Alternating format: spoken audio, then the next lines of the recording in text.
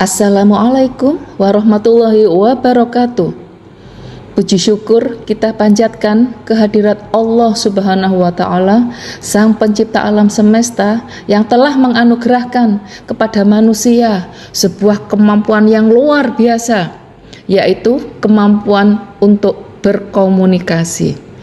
Komunikasi bukan sekedar pertukaran kata atau pesan, ia adalah nafas kehidupan, jembatan yang menghubungkan hati, pikiran, dan makna antar sesama manusia, bahkan antar makhluk di alam semesta.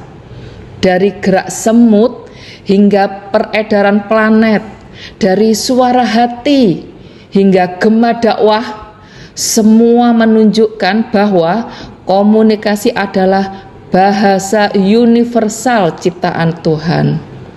Dalam dunia modern yang serba digital ini, komunikasi menjadi kekuatan yang tidak hanya menghubungkan manusia dengan manusia, tetapi juga manusia dengan pengetahuan, nilai, dan kesadaran global.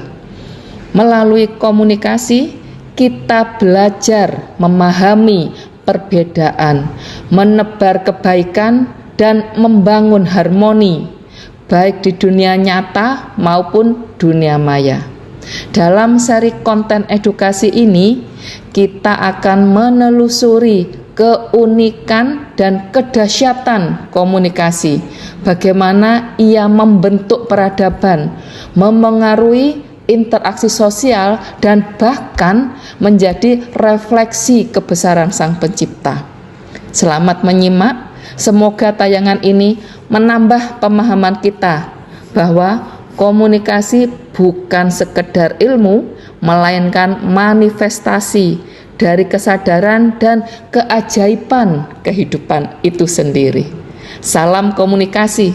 Wassalamualaikum warahmatullahi wabarakatuh. Assalamualaikum warahmatullahi wabarakatuh. Perkenalkan, nama saya Nailian Devi Maharani dari kelas E3 Prodi Ilmu Komunikasi dengan NIM 0402055114. Di video ini saya akan menjelaskan secara singkat tentang bagaimana media sosial digunakan dalam bentuk komunikasi spiritual, khususnya melalui akun Ustazah Halimah Aliatrus.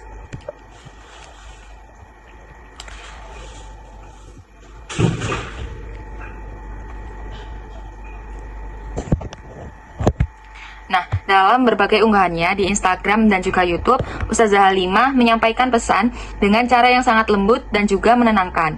Beliau menggabungkan beberapa bentuk komunikasi sekaligus dari sisi verbal.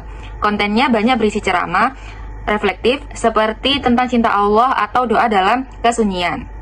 Dari sisi nonverbal, gestur dan ekspresinya sangat halus sehingga para pendengar atau audiens merasa nyaman. Lalu ditambah visual-visual yang bernuansa pastel yang membuat suasananya semakin terasa damai. Selain bentuk penyampaiannya, strategi komunikasinya juga menarik. Ustazah Halimah sering menggunakan cerita-cerita sederhana yang dekat dengan kehidupan sehari-hari.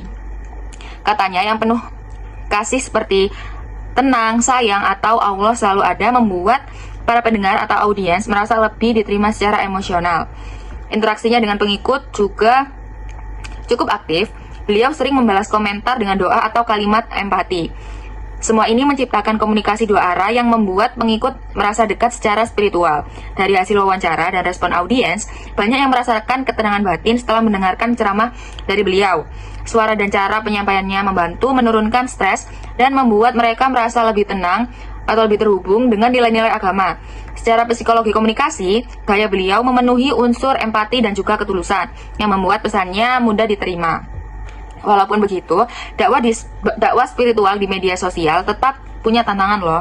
Misalnya, tekanan algoritma yang kadang mendorong konten jadi terlalu pendek, resiko pesan menjadi terlalu dangkal, dan kecenderungan sebagian pengikut untuk terlalu fokus pada figur pendakwah. Oleh karena itu, penggunaan media sosial sebagai ruang spiritual tetap perlu diimbangi dengan literasi digital yang baik. Sebagai penutup, studi ini menunjukkan bahwa media sosial ini bisa menjadi ruang spiritual yang kuat ketika digunakan dengan pendekatan yang humanis, lembut, dan penuh empati seperti yang dilakukan Ustazah Halimah Aliatrus. Pendekatan ini membuat dakwah menjadi lebih relevan lebih dekat, dan memberikan ketenangan bagi audiens digital. Sekian dari saya, kurang lebihnya mohon maaf. Terima kasih. Wassalamualaikum warahmatullahi wabarakatuh.